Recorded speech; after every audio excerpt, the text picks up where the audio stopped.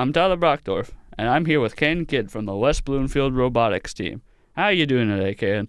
I'm doing great, Tyler. How about you? I'm doing great too. Thanks for asking. Now, I've heard you've been building a self-driving car. What gave you the idea to do this? It actually wasn't me who had the idea. It was Mr. Millard.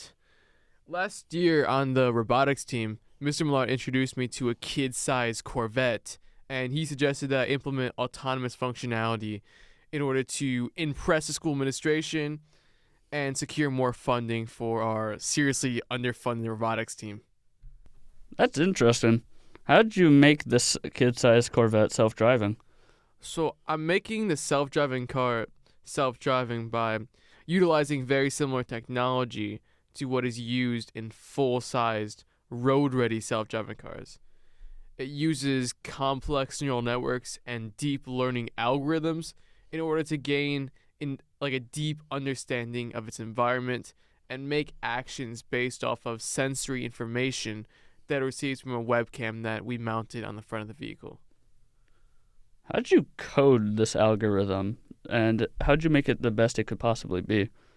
So I coded the algorithm to be the best it could be by testing all code iterations on the original NES Mario game. Now, hear me out. It does sound like a ridiculous idea because playing Mario isn't like driving a self-driving car. But it's not the actual skills we're transferring over. It's more of the actual learning process. How does Mario relate to cars? I've played Mario a lot, but I don't believe that I'm going to be driving a car. Yeah, so like I was saying earlier, that is a really good point there. But again, it's not the skills we're trying to transfer over. It's more of the learning process. So the idea is if the car can play Mario, it can also learn how to drive a car. Like it might not work. Like we don't know yet, but hopefully it'll work. It might crash into a few people, but it's all part of the process. So the school recently implemented this smart pass system where it just assigns hall passes to students. Do you intend to implement this car into the Do you intend to implement this self-driving car into the system? No, absolutely not. Because I don't believe that the school should conduct massive surveillance on the same scale as China, for example.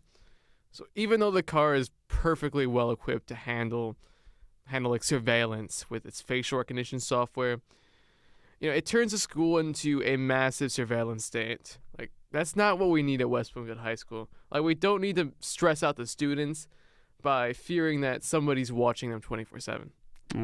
Yeah, I agree with that. So, if you don't intend to use this car for surveillance, then what do you intend to do with this vehicle? So we plan on using the vehicle in a self-driving car competition. For right now, the competition hasn't started yet, so we're testing the car to pretty much chase people around the hallway. But that's it for the time being. When should we expect the car to be fully autonomous? So the car should be self-driving around Thanksgiving. That's our milestone, like our goal we're going towards. Currently, most of the work we're putting in isn't going towards the software, like the actual software self-driving component. We're more focusing on the hardware. Because we faced a huge setback when it came to steering the vehicle. We put a motor right underneath the section that actually steers the vehicle. And we face a lot of issues with that, but we finally have something working. So that's where, yeah. So the car should be self-driving by Thanksgiving. Currently, most of our effort isn't going towards the software, but rather the hardware component. We faced a major setback when this individual, who should be unnamed, he's definitely not sitting right next to me right now. Yep. This individual, he broke the gear shift on the vehicle.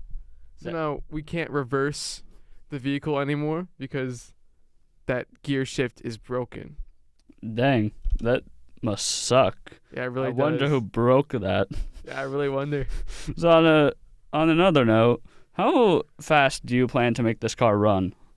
Currently, the car can only go 5 miles per hour, but we plan to eventually pimp out the vehicle so it can reach speeds of near 15 miles per hour. Ooh. Here's another question. Don't you think it's going to be a safety hazard running at 15 miles an hour? I'm a man of spontaneity, and I never believe that safety should get in the way of action. I feel like even though it might be a slight safety concern, it's just worth the risk. Well, that's scary. Will this project be used to help newer coders and programmers gain experience with coding? Because I know you have freshmen coming into the robotics team. Yeah, so of course, I plan to partner with Coding Club in order to gather some more members, get people to gain more experience in programming mechanical components like motors, like light sensors, like that kind of thing. What sort of attachments will allow you to create this autonomous corvette? So we mounted a webcam on the front of the vehicle, and what that does is it provides an image of the environment the car is driving through. And then underneath the vehicle, we have a stepper motor, and that accurately controls the angle of the steering wheel.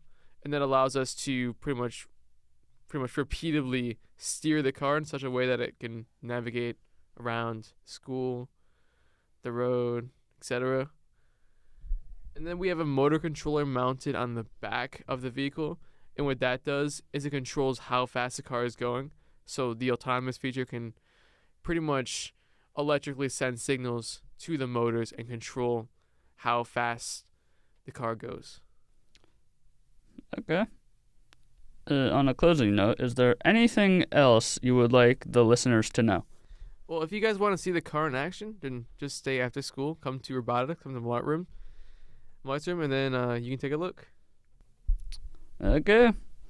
Thanks for listening, viewers, and See you I'll around see next you time. next time.